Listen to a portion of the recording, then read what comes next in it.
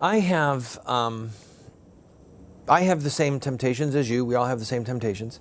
And one of our temptations is to be quiet, to simply hold our tongue. It's easy for me to sit in front of this camera. Let me tell you something, okay? It's easy for people to sit in front of their microphone, whether it's radio or television, such as this. It's easy for people to be in a ghetto. In other words, they're safe surroundings where they know everyone agrees, where they're preaching to the choir. It's easy to say things like this when you know you're in a safe crowd. It's not easy when you're standing up in front of the temple, as Jeremiah was, when people were streaming through year after year.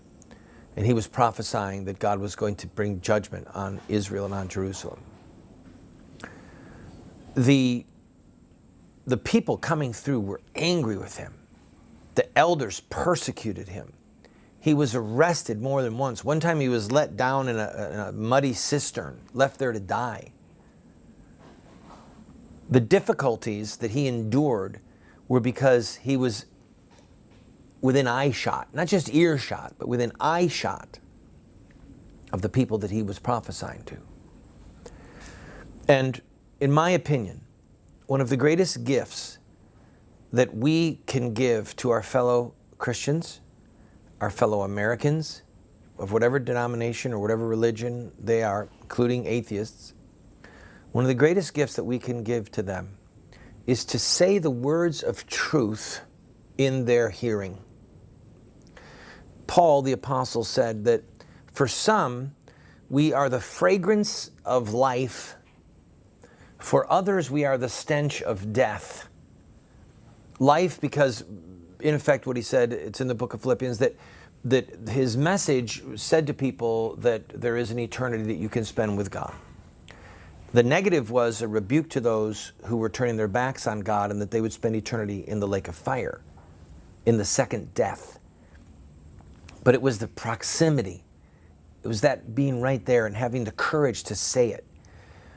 And so as we approach this election, we have a godless, reckless, I believe often satanically inspired president. All right? I could be wrong, but I don't think I am. He's destroying this country. I mean, he really is.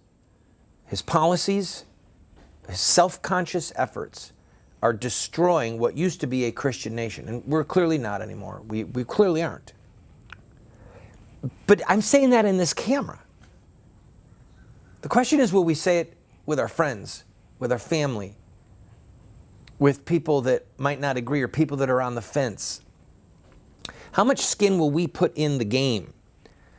I mean, if you look at Hebrews chapter 11 and look at the heroes of the faith, if you look at someone like Gideon, who before he could fight the enemy, the outside enemy, the Midianites, he had to go into his dad's front yard and tear down the idol that was there. And then the idol worshipers the next morning wanted to kill him. But God said to him, I'm not going to let you lead an army against the foreign enemy until you deal with the sin and the idolatry that's right in your dad's front yard. So the greatest gift that you and I can give to people is to just say the truth. Even if we say it afraid. You follow me? Even if we say, well, I have a different opinion, or I think this is what's going on, or God's word says this. The absence of prophets, the absence of people saying the truth, actually speeds up the demise of a culture. If everyone is saying the same stupid thing, then we're just going to keep on tumbling and stumbling down into the abyss. But if God raises up some little children who say, the emperor's naked, there's no clothes there. You know, if God gives us the courage to break rank with the rabble and to say the truth at the water cooler at the job, with our in-laws, with our neighbors, with the people that we don't want to upset, maybe we can turn the tide. I mean, at some point, something bad is going to happen on a cataclysmic level, all right? We can't keep going the way we're going. We just can't.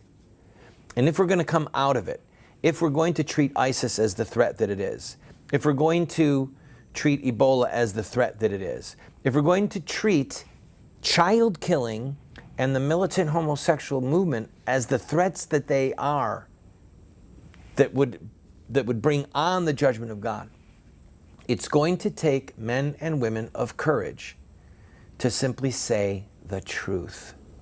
Okay? If God had a court of law right now, or if man had a court of law, would there be enough evidence to convict you that you wanted to make it a crime to kill a baby? Would there be enough evidence? Could someone say, I saw him down at a Planned Parenthood protesting. I heard him at work say that abortion was murder. Could they convict you? Would there be evidence? That's what we're looking for.